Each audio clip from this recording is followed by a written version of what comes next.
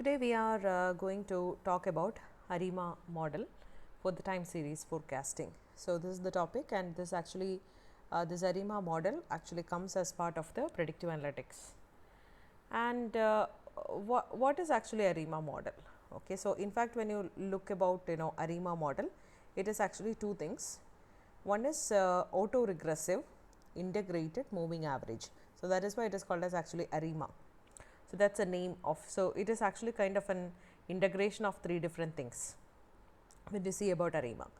So, ARIMA has so what does it do is that it is actually really good at all this predictive analytics scenarios. Why it is actually good as predictive analytics scenarios? Because it can actually identify all the complex patterns from where, from the past observations. And why do we have to do that? Yes, because we need to contribute to the future needs. Okay, so that is what we have to do. So, we have a data set and we can identify the complex patterns that is actually there in that data set by observing the past observations, and we can actually use it for the future needs. So, that could be done in a very easier way, in a very effective way by using ARIMA. Now, say in which all cases we can actually use ARIMA. Say when you are actually predicting the price of the stocks. So, stock market price prediction, right, stock market prediction, then forecasting the weather. So, because when you look at the weather, we need to definitely have a complete understanding about how the weather was in the previous scenarios, right, and the consumer needs. So, these are all certain situations or certain scenarios where we can actually very widely use ARIMA. And why do we use that? Because ARIMA has always given some accurate and actionable predictive analysis in all these scenarios. Now, the other thing which you have to identify is that it is not only about forecasting. Yes, we are doing the forecasting by doing an analysis, right. So, ARIMA in fact actually helps you with both analysis and forecast. And what kind of data? Time series data.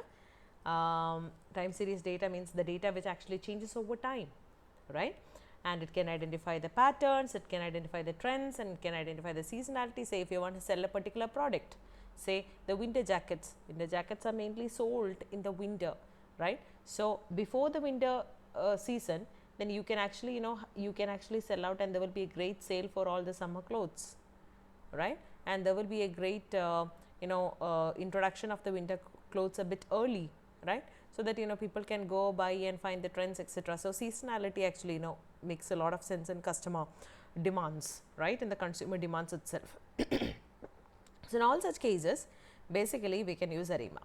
And ARIMA also, so in a short way, in a precise way, we can say that we will get a 360 degree view of underlying dynamics for making the informed decisions.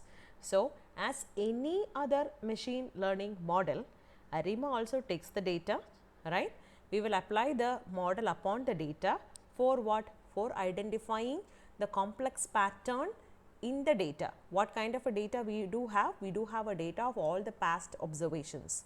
And why do we do all those? Yes, we need insights, or we need to make some informed decisions, right. So, that informed decisions could be done in a better way by using the ARIMA model, right. So, this is why we go for this ARIMA model, and it actually works well for all this time series forecasting scenarios like the stock market prediction, weather prediction, and consumer demand predictions and all those stuff.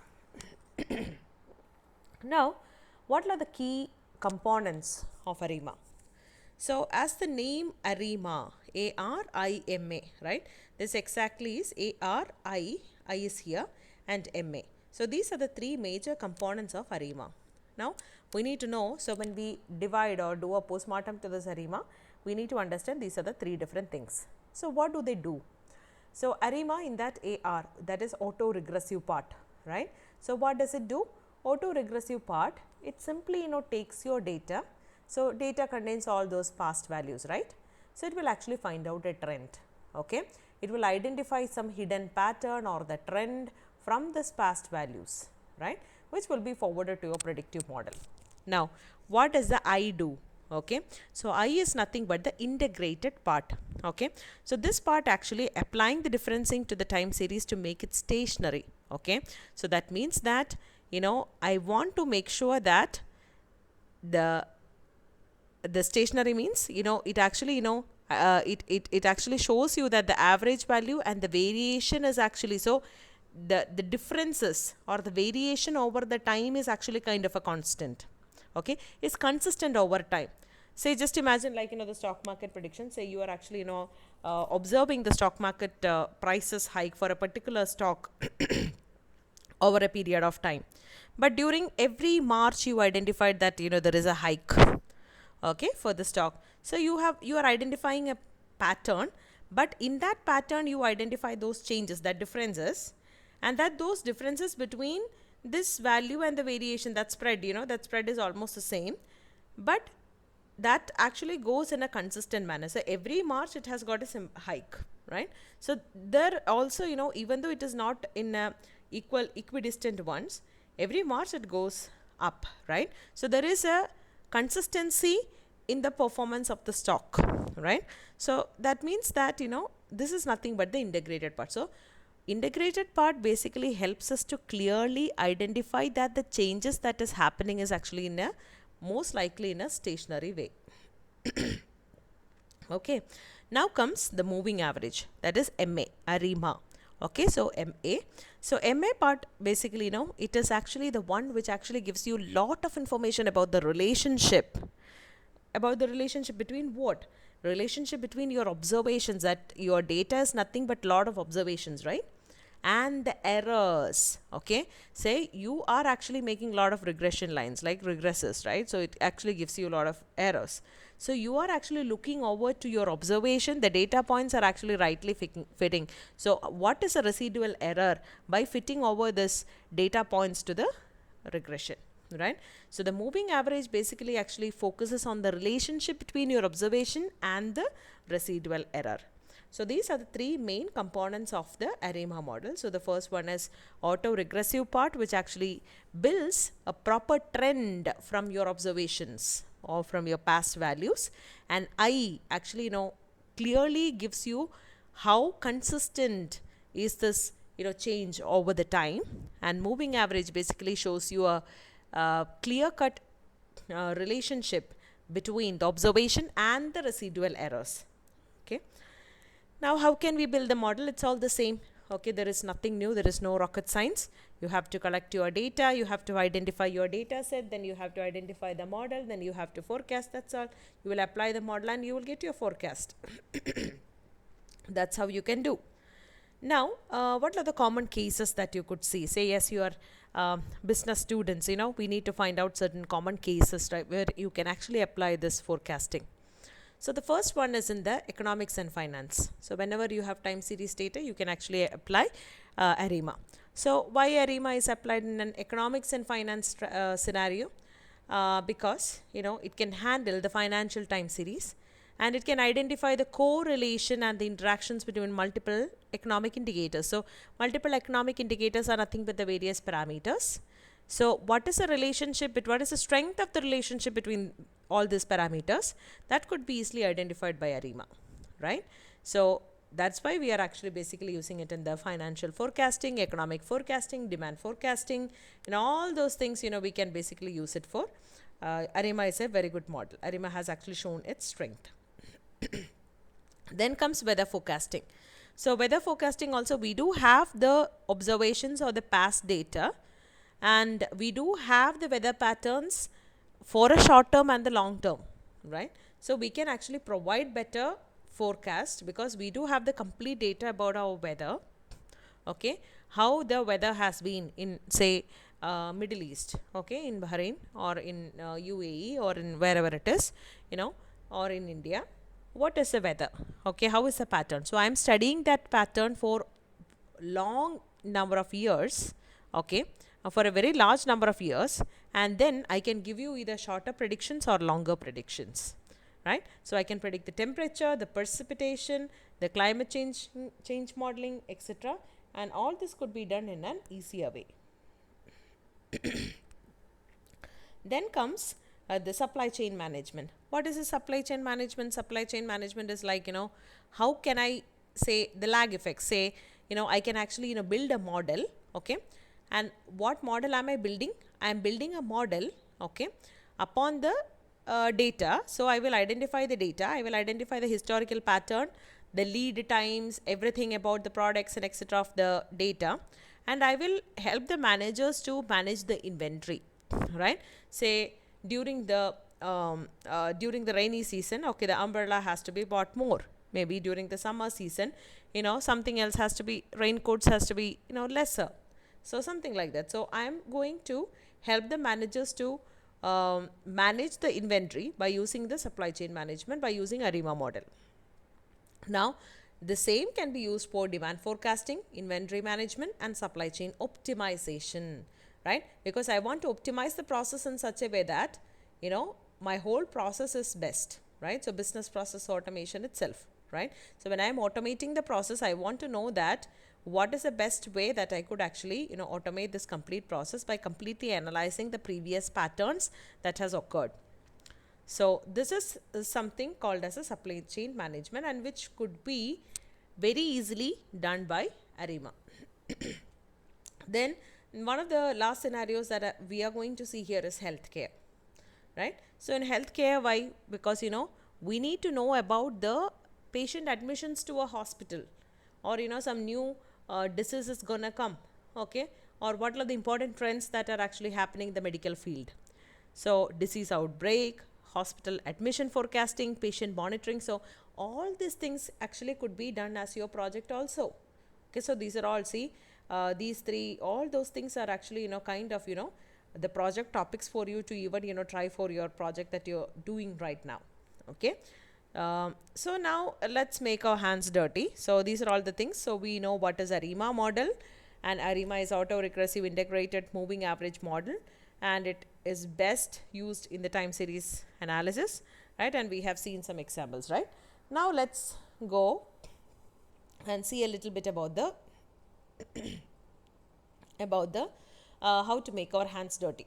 So these are all the initial theory which you already know by this time. So here we are actually doing a simple prediction, okay.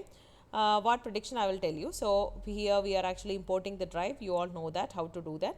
And these are all the various libraries that is actually required for us for this. So I'm using one add fuller. Add fuller is actually for finding the difference.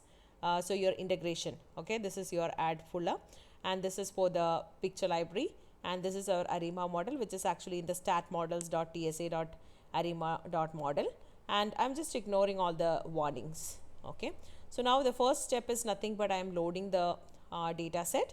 So the data set which we are using here is air passengers data set, okay. So this is the data set that we are actually using here, and when you look at the air passengers data set, just a second, air passengers data set, just a second. So this is a simple data set which actually talks about the previous, see, this is in this particular month how many passengers has traveled. So like that you have got a data set which has which contains different years and date, etc., and about the number of the passengers actually traveled in each year. So this is what you have, right, in each day, in fact, okay. So this is what you have. Now coming back to this is your data set. So now coming back here, you're loading your data set, and now what you have to do, we are just simply visualizing the data to see how our data looks like, okay. So this is just giving the figure, it's just giving the figure number, etc., and the figure size has to be this one, okay. And if you could see here, you wanted to have this in the original series, okay, and you want a title for this, right? So here there is a title, right? So I want a title, and my X is year and my Y is number of passengers, right? So hope you are able to follow, and I want a legend. So what is this legend? This is the legend. So original series, I am just going for the original series. So legend simply says that it is original series, and I want this grid. So if you don't want the grid, you can actually take this out and you are just showing it. So when you look at it, you could actually see this whole trend. Okay, so this is the year and this is the number of the passengers who have traveled, and you could actually see a complete understanding about monthly international airline passengers from 1949 to 1960. So how it has actually increased over the years, right? So it is actually, so when you look at it, this is exactly what your eye is all about. So when you look at it, is your change a consistent change? Not exactly, right? So you could say that it is not directly a stationary one, it is actually having some difference, right, from the previous one. So when you look at it, it actually shows you the complete the differences. If you could see the differences here, they are all not very consistent, so they are not stationary. So the data may not be stationary. So you need to perform certain differencing, right? So that is your integration. And when you look at here, so how would you do that? Okay, so basically this differencing could be done, okay, by using one particular method called ADF. ADF is augmented Dickey-Fuller test. And if you get the p-value which is actually greater than 0.5, you will say that they are non-stationary. If it is less than or equal to 0.05, then you will say that they are stationary. So you are actually taking the complete data set of your passengers, right? You are applying the add Fuller, and what you are actually doing is you are checking whether it is greater than 5 or whatever it is. So you are getting a 0.5 of 0.9919, so which actually shows that if it is greater than, then they are not non-stationary. So you will understand that your data is actually non-stationary and it requires some differencing. So this is the first thing which you have to understand here, right? So this is for the step towards your I integration. Now how will you apply it? So for applying it, actually you are actually here applying with the simple one, the first order differencing. So we are using the difference function, so DIFF. Okay, so this is our new data set which has applied the differencing. So you will take your passengers data set, you will apply the difference function, DIFF function. So this is what actually basically you are doing, and you are actually calculating a first order differencing. And so when you look at it, this is your first order differenced data. So you have your year and you have your differenced passengers. So almost when you look at it, you could say that the trend seems removed after differencing. So I mean, like, the major trends are basically removed, and so you will again test it for, but once you get this, that doesn't mean that the data will be stationed. Okay, it will be a station time series data. You cannot try like that. You will have to keep doing it till the data becomes consistent. So what you will do, you will have to again do this stationary test. So that is what you are actually again doing the stationary test, but here this time you are actually doing the stationary test upon the new data set, which is the differenced data set, right? You are actually applying and you are finding it out, and you are getting some p value of 0.05. So it is like almost, okay. So for the differencing may be required though one level, okay, one more level. So I mean, like, you have to keep on doing it, right? So this is what it is, but maybe you could also say that as your differencing is actually 0.0542. So even if you do a little bit more differencing, it is actually good, but we are actually stopping it as of now here. But if you want, you can do a further differencing if you have time and efforts. Now for fitting the model, so this is the first step which you could see. So I wanted to tell you that you are loading the data set, you are getting the data, and you are actually checking the differencing of your data, whether it is stationary or not. How will you do that? That is why we are actually going for this add Fuller, so augmented Dickey-Fuller test. And if the p value is actually greater than 0.5, the data is non-stationary, but our data has to be stationary. So we need to test that. So whatever value we get the p value, we will actually decide whether it requires differencing or not. So if it is having a value which is greater than 0.05, we understand that it requires some differencing. So diff is the method that we will actually use. So you will create your new data set with the differencing, and you will show your data set as this is your first order difference data set. And now how will you check whether you can stop whether your data is stationary or not? Again, you have to check with the add Fuller test. So, but add fuller here you are actually checking with the difference DF difference data set. Then new one which we have actually the difference data set which we have just created, the first order differencing data set, difference data set, that is what we are taking, and we will apply the test, and we got the value almost like 0.04542. So, basically if you could see here, according to the value suggestions which is actually given here, a little bit it is actually I mean like it is kind of stationary, but not. So, if you want you can actually perform one more differencing, but as of now we are actually stopping it here. So, hope you understood. So, this is your the major integration part that you are actually doing. Now, the last one is basically what is that? So, the integration and the moving average. In fact, now you are actually applying the ARIMA model here completely. So, when you are actually applying the ARIMA model, you have to definitely give what is your P and D and Q, and this model is actually trained with. So, these values either it will be given to you, or you can actually try it on an experiential process. Okay. So, this actually uses actually 2 lags. Okay. So, this is your 2 lags, and this is your I, and this is your MA. So, that is how it is. So, when you look at here, one second, I am just taking you to the top.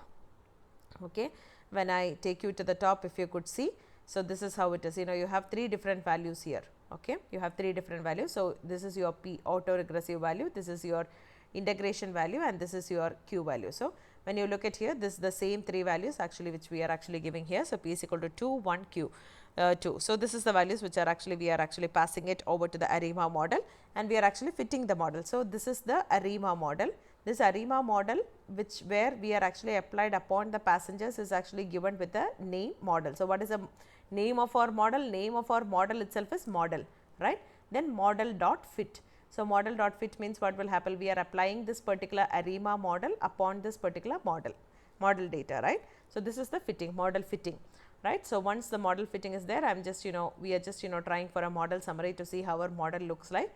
So, this is our model, like we have a standard error, your p values and all those things are actually given to you. So, this is your model, right. So, when you look at the covariance, so your covariance is actually covariance matrix actually calculated the outer product here, no problem. So, the model uses actually 2 lags of AR and MA. So, that is what your 2, 1, 2, and you can evaluate AIC and BIC values. So, AIC and BIC values are nothing. Yeah, so don't worry about all those things as of now. So, as of now just understand that this is just a summary about your model. So, I am just adding this AIC and BIC here, so that even when you are actually looking at it, you do not have to worry much about it. So, the likelihood AIC, BIC, everything basically what it does is that it will just check whether the model is actually fitting properly without any overfitting, that is all. Okay, so, I have just given this this description here, but we are not going in detail about all these descriptions. Just understand that all these values will simply help you to identify whether the model fits the data properly, how well the model fits the data, and there is no higher risk of any overfitting. So, that is what actually all this AIC, BIC etc. will give you, right. So, just to have an idea about it. Okay. And now, when you look at it, you have to forecast for the future, right. So, how will you actually forecast for the next 12 months? So, that is what you are going to do. So, now model dot fit, and you are actually using the forecast first function, and steps is equal to 12. That means that you are going to find out the passenger numbers for the next 12 months, right. So, this is the forecast function that you are actually giving, and these are the number of the steps. So, how many for each month. So, for the first month almost 440 passengers, in the second month, third month, fifth month, like that all the 12 months will be listed here with the number of the passengers. So, you could see certain trends also which is increasing. Again people are actually traveling bit reduced. So, all those things you could see that. So, when you plot the values also, here also it is a simple plot only. So, you are actually giving the range of the values etc., and you are actually plotting the values, that is all. So, you are actually plotting the values, and you could say that. So, this yellow color line which you could see is nothing but what is your prediction, right. So, this is your actually prediction for the by using the ARIMA. So, this is your ARIMA prediction which you could see. This is the forecast, like how the number of the what would be the number of the passengers for the next 12 months is actually shown here by using the forecast function, and we have simply actually again we are using only one series here, that is original series. and we are using the forecast, so here we have forecast, this yellow colored one, right? This is what it is, slash lines and orange, etc., and it's all the same now, nothing major. So we are just forecasting and showing that these are the 12 number of these are for the 12 months, these are the actually forecast for this particular passengers. So that's also, this is nothing but the ARIMA. So in the ARIMA model, what we have actually done here today is actually we have taken the airline passenger details for the past data, and with the past data we are actually trying to identify and predict how the number of the passengers will be for the next 12 months. So that is what actually we have done, and for that what we are actually doing is that we are actually taking the data, we are actually visualizing the data, and we are seeing whether our data is actually stationary or not. If the data is not stationary, we have to apply the add fuller function, and we have to do the differencing based on whether the p value is actually greater than 0.05 or less than 0.05. So we will keep doing it till we are satisfied with the values. Then once we are satisfied with the differencing, and once we understand that the data is actually stationary, then we will apply the ARIMA model. So once we apply the ARIMA model, we are ready for the forecast. So we can forecast for the next one, and if you want to visualize the data, we can visualize it, and we can see that we can have a complete understanding and comparison about how our data has grown, and what is our forecasted data about the number of the passengers for the next 12 months. So this is all about ARIMA model, and this is actually really good for your predictive analytics, and this is one of the major models that you cannot avoid in predictive analytics. Okay, and these are the references. So that's all about it. So in ARIMA model, it's a simple model, it's a very effective model, which is basically autoregressive, integrated and moving average model. So when you look at it now, it is very easy for you to understand. You have all your past observations, and you have to find out the trend, and you are actually applying the differencing to find out whether your data is actually stationary. And here this is the moving average. This is the component which will actually help you to identify between your observation and the residual error. So this residual error, if you could see here, you are actually getting all the standard error, etc. here. So if you want to dig a little bit deeper, so this is your p values and all those stuff. So if you want to dig a little bit deeper, you can always go back and do that, but this is how your algorithm works, right? So if you have any questions or anything like that, always get back to us, and so that's all about the ARIMA model. Thank you so much, and have a very nice day.